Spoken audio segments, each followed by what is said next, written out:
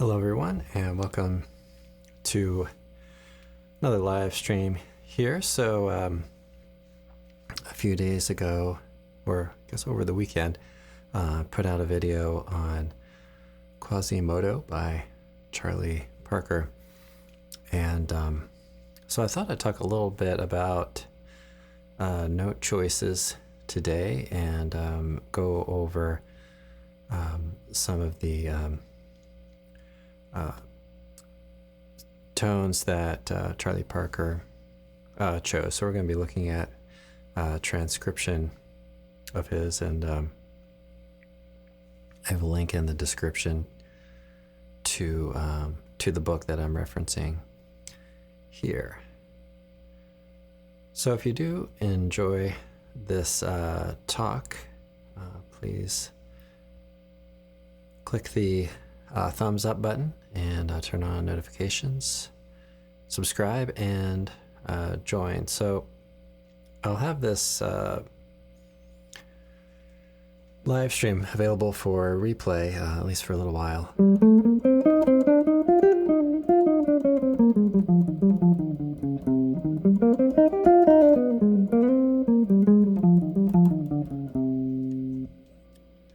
All right, so we'll go over here a little bit of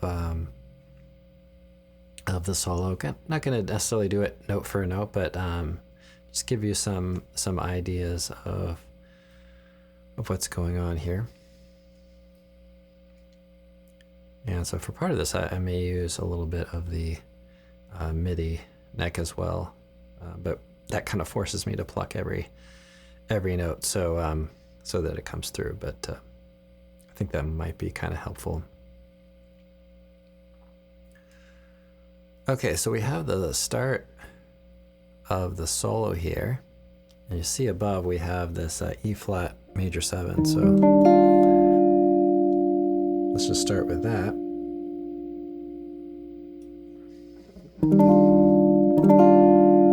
Okay, and so the notes here.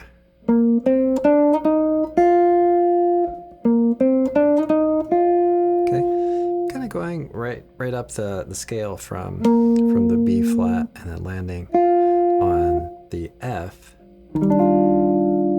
and that tone is going to come up at least one more time on that E flat. So like this chord that I'm playing, this is an E flat major 9, so that is a tone that it appears he played quite a bit on this tune.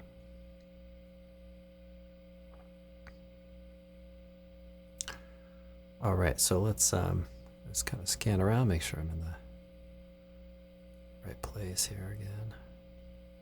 Here we go. Okay. All right. So when it comes to let's say note choices.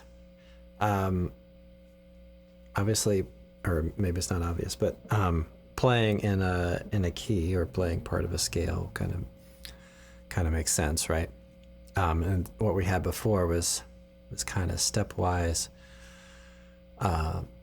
sort of motion. Now, when you see, let's see, we have a D flat 7.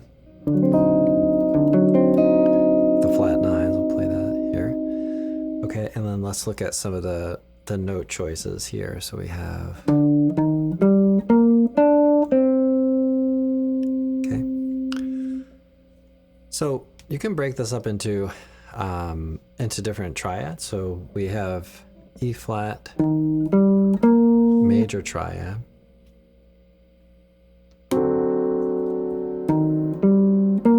Okay, and that's going to sound like that against the D7. And then we also have a G minor triad as well. And then we land on this C. So the D and the C that come up in there are fairly consonant, at least within the chord. And then and some of these other tones are a little more outside. So that E flat major triad is a bit outside there.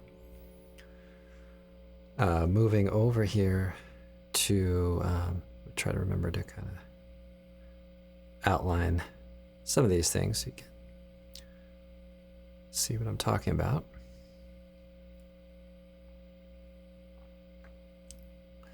So let's check out on the F minor here. We have, so with F minor 7, where we're kind of expecting those 4 tones, right? And you can see we get this kind of outside tone. So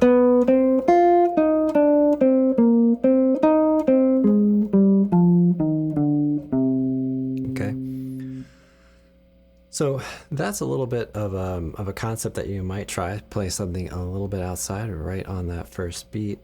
Get the flat 5. Okay, but aside from that, we have these the C, F, E flat, those tones, A flat, all kind of in the key area there. Or the chord scale, I might say.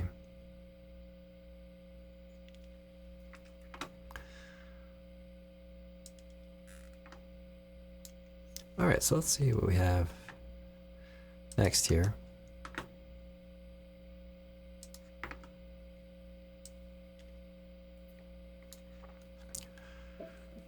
Okay, so we have B flat, A natural, and A flat. So between the 7 and the root on a dominant 7th chord, there's really not a lot of space. There's just one note in between.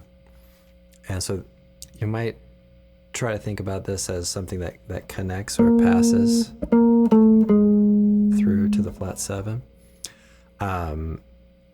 Not quite enough notes here to maybe say, okay, use this particular scale, but this has another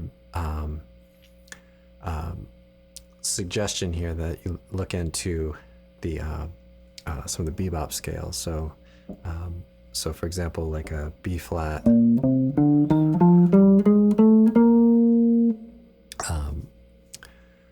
dominant or Mixolydian, that kind of bebop scale. All right, and then we get A flat, C, that's the 9, and then the G is the 13. So if you're going through a tune like this, it's really helpful to try to be able to identify how each note might relate to a particular chord.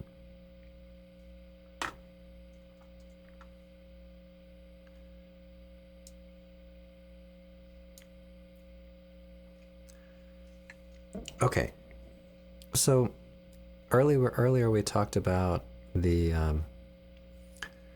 scale shapes, so E flat major scale. We've talked a little bit about triads, and we've talked a little bit about arpeggios on 7th chords. And we've hinted a little bit at some bebop scales. Let's check out what this has. So we have the C7.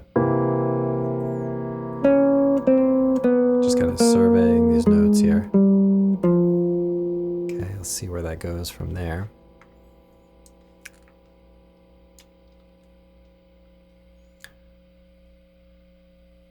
Okay, and then we get to the E.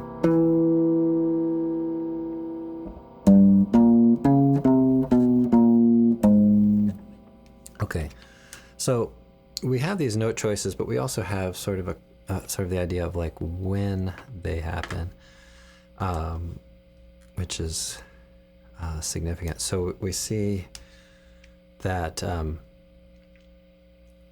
we have this chord tone here, at least for this chord. Okay, we have the F minor 7, and it feels like it resolves there, right? So 2 beats after that chord is introduced, right there. So So when we look back at this is, you might say, still kind of thinking about, and then we get the A flat there. So still really kind of thinking about that C7 right up until that beat 3. So so that's the concept of playing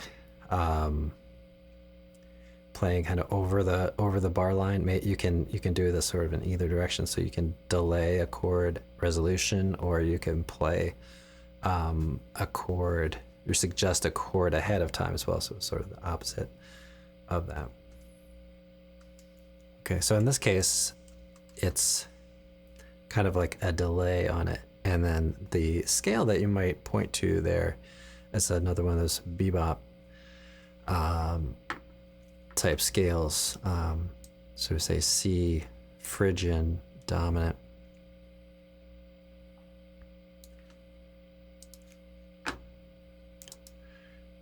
Bebop scale.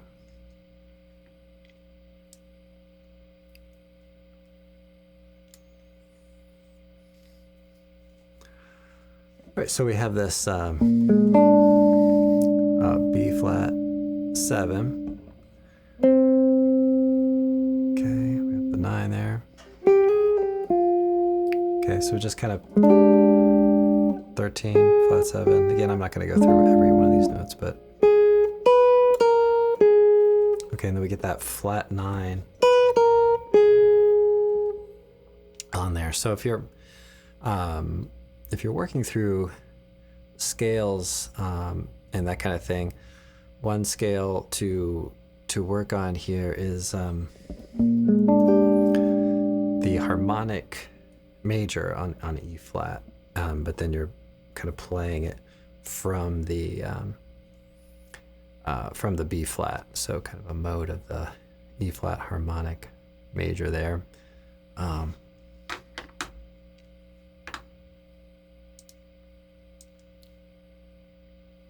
So that's what I would say, that kind of suggesting or something to pursue, to kind of study there.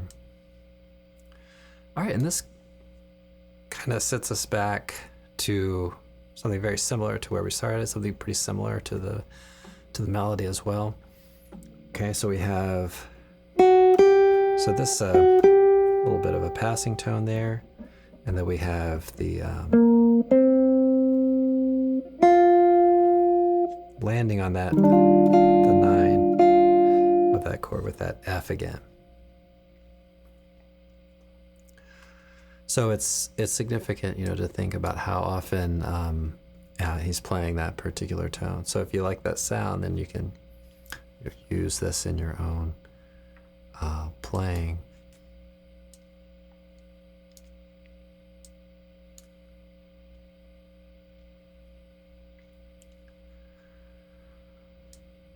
Okay, so I'm gonna, hopefully all this is kind of in view. I'm gonna zoom out a little bit because this is sort of a long stretch here of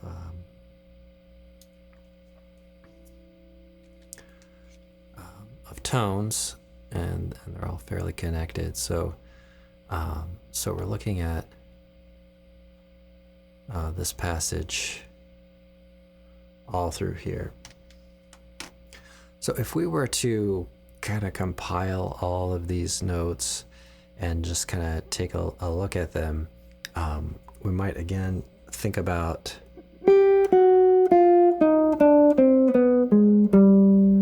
this kind of Phrygian dominant, so G Phrygian dominant, but with that bebop scale, or that scale tone, so that F sharp in there. So the Phrygian dominant comes out of the harmonic minor scale, so C harmonic minor. So let's zoom in a little bit here. Okay, so then we see that kind of ties in with that G7. So you might say D minor 7 flat 5, G7, maybe generalizing the chord changes, applying one scale on those two chords. Okay. Now here, when we get to the C minor, okay, so we get a triad kind of. So the note choices here, we have a triad type of a thing. So C minor 7. So, and that comes really clearly right on that beat 1 when that chord is introduced. So keep in mind that's all kind of still a part of that same scale. So even if you're playing a scale over chord changes, you want to try to be specific with which tones you're using or which ones are kind of being emphasized. So if you see here these slurs happening,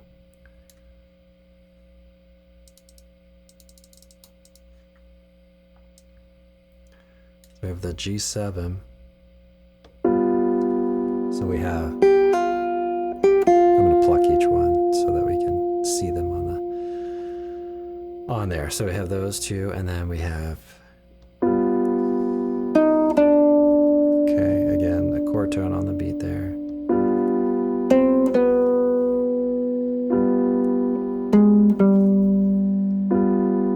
Okay, so we have that F, D, B, G, every other note. So that's really clearly outlining what that chord is at that moment. And then, like we said earlier, kind of moving backwards there, but then very clearly outlining the C minor triad. And that's a concept that you might take into your own playing, in general, is with or without a rhythm section, being able to point out some of these or clearly spell some of these types of chords and things.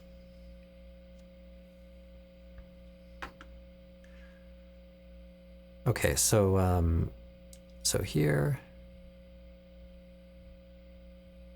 let's check this out a bit here. So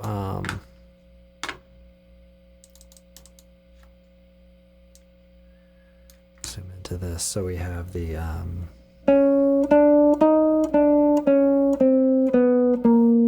okay, so that's all very kind of chromatic, but think about it. So we have the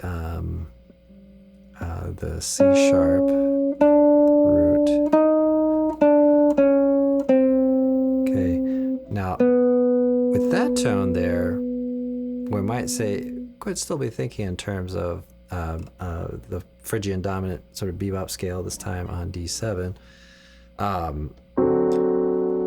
But with that other tone in there, then we're introducing even another tone. So it's very, we might say, chromatic. So we have all these, if we just kind of survey some of these tones, make sure we have the right chord there. We have, okay, so we get really all chromatic tones from the root down to the fifth of that chord anyway. Okay, and then, so it's a matter of how you perceive it and what you might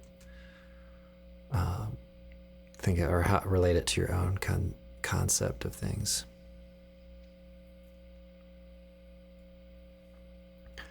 Okay, so we get to the G minor.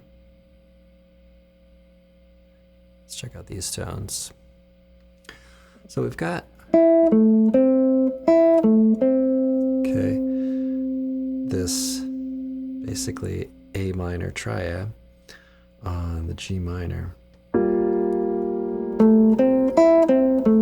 Okay, so you might think of that as an upper structure triad. You might also think of it in terms as like we had earlier, kind of a delayed resolution. Okay, because if we think about that in terms of the D7,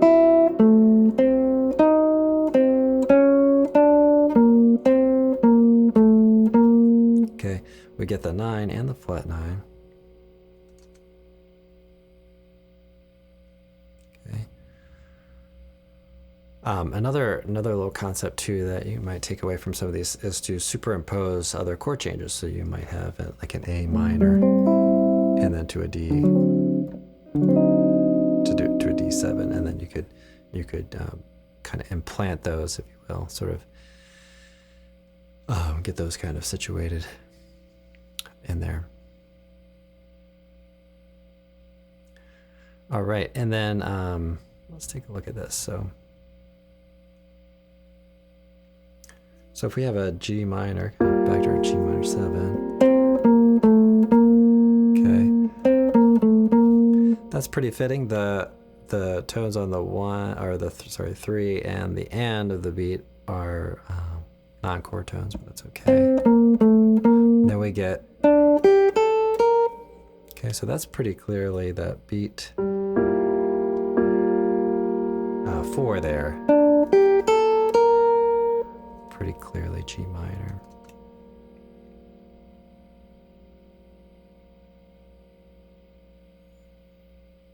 All right. Okay, so triads, kind of 7 and 8 note scales that we're thinking about. Okay, we get the C7. So these two tones are clearly part of that C7.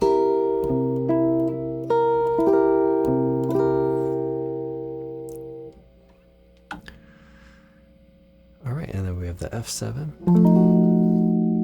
Okay, we get just kind of surveying some of these tones.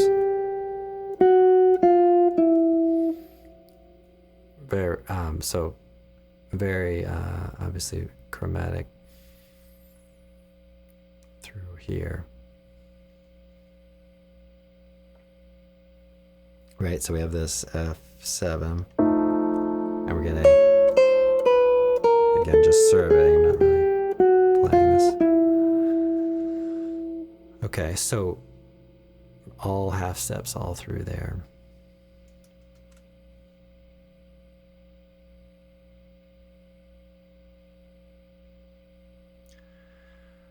All right, so let's take a look at what happens in here. Okay,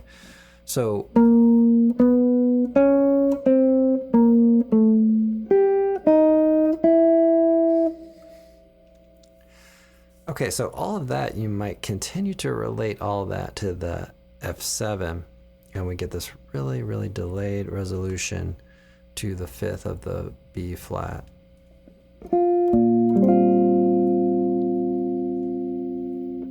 With that F there.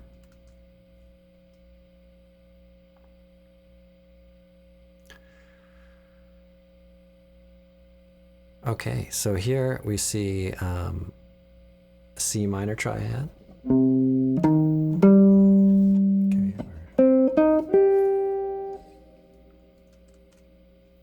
Okay,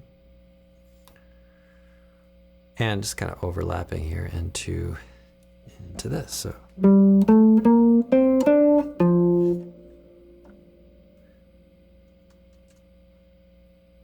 okay, so that A natural, remember that's not in our key signature, so that's significant to touch on that note on the F7, since that's the 3rd of that chord.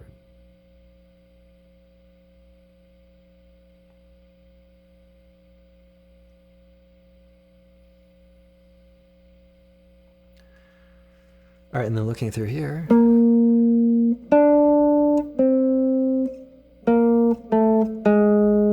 okay, so we get another kind of chromatic passing tone from the 11 of the F minor to the 3rd, flat 3rd.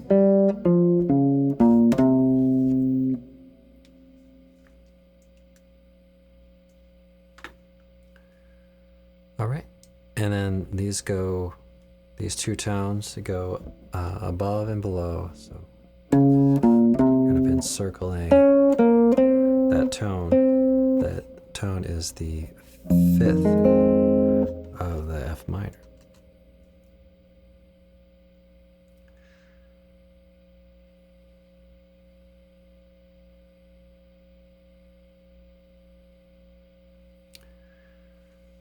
All right, B flat 7 here.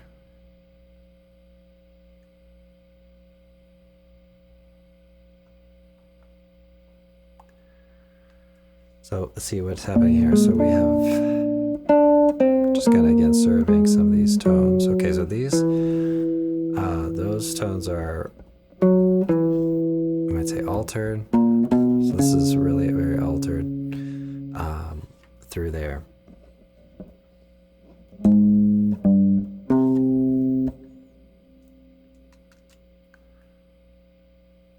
All right. Okay, and then we're going to get to resolve onto the third of the E flat. Okay, so the third of that chord. So notice this time not necessarily F, but G natural.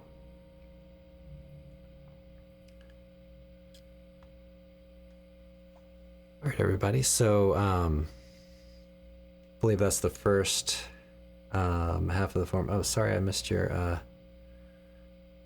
I've been trying to keep an eye on the chats. The question is, hi, how to improvise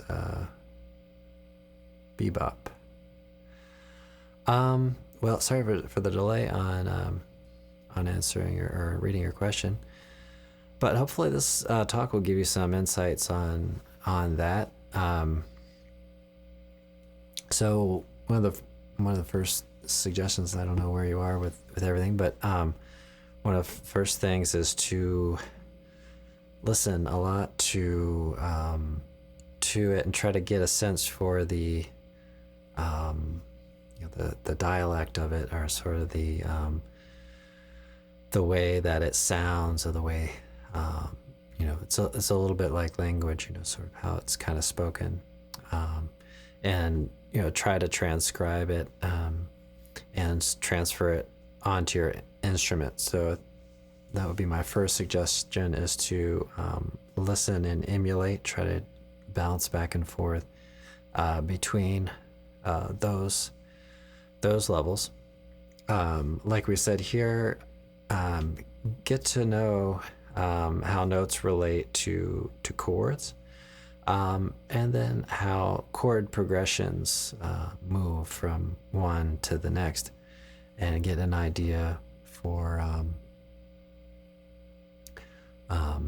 how things happen over time. So there's that sort of moment in time where you want to kind of know how something relates to a harmony at a given moment, but then also getting to know 5/1s in major, 5/1s in minor, and get to know some of the kind of tendencies there. If you like a particular line that someone plays, that you could just try to work that in and play it, and maybe play it in minor, play it in major, change it around, and play through it like that. And practice improvising over particular changes, the 5/1, the 2/5/1. Try to break progressions down into small, manageable amounts to digest and practice over. See if you can outline the changes melodically on the guitar. So I would really say gotta study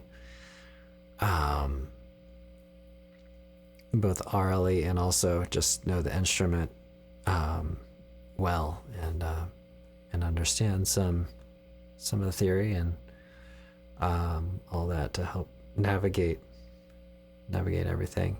And then just generally playing tunes like Embraceable You, which that's what this chord progression anyway is based on, and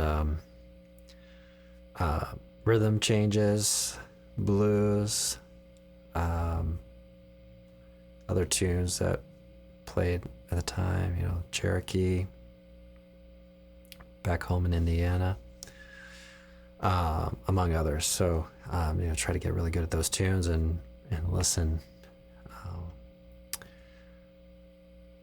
to various players and stuff, especially Charlie Parker, Miles Davis, Dizzy Gillespie, and others, many others. All right, everyone. Well, thanks so much for checking out this live stream. I am hoping to make this a regular live stream on Thursdays. So hopefully we'll be seeing more of this. And like I said, I'll leave this up probably for a little while, and but it will eventually at some point, haven't even decided that yet, but be archived into the member area. So to learn more about that, check out the member area. So remember to click the thumbs up button, turn on notifications, subscribe. Those all help out the channel, and click the join button to learn more about the member area.